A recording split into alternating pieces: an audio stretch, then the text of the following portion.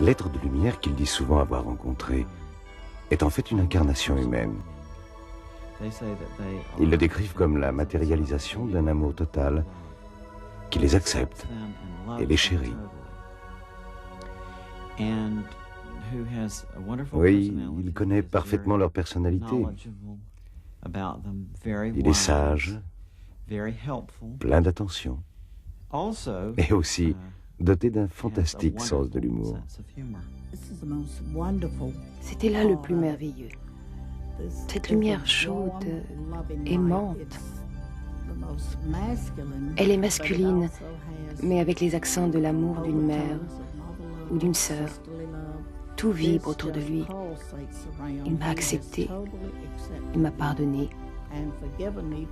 Mais est-ce que je peux moi-même me pardonner mes égoïsmes? Elle a assumé toute ma douleur, toutes mes souffrances.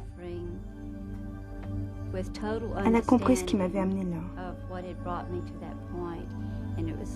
Nous étions enlacés, comme si tout ce que je ressentais, elle le ressentait aussi.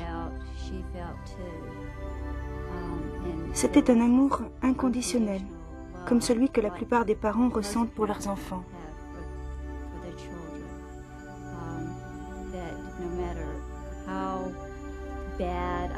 Quelles qu'aient été mes fautes, j'étais aimée et comprise. Elle saisissait les motivations de mes actes.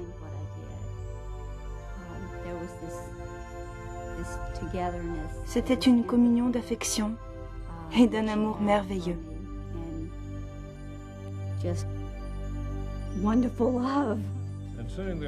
J'étais assis, ne sachant que faire. Tout à coup, la pièce s'est illuminée, tout s'est précipité.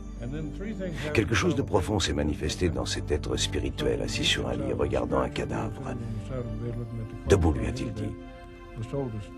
Tu es en présence du Fils de Dieu.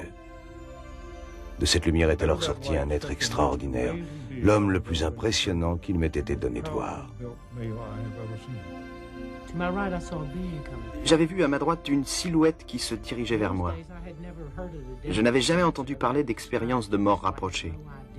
J'aurais été bien incapable de la définir. Depuis, j'ai entendu parler de Dieu, de Jésus, de Moïse ou d'un grand ange. Je pense que cet être de lumière était mon moi supérieur. Une partie de moi en regardait une autre qui sortait de l'expérience de la vie. Je me sentais bien et rassuré. Si les gens prenaient conscience de cette part divine qui leur est inhérente, ils seraient en paix. Cet être n'était venu que pour s'intégrer à moi. Mis en présence d'un être qui savait tout de moi, qui m'acceptait et qui m'aimait totalement, je ne voulais le quitter à aucun prix.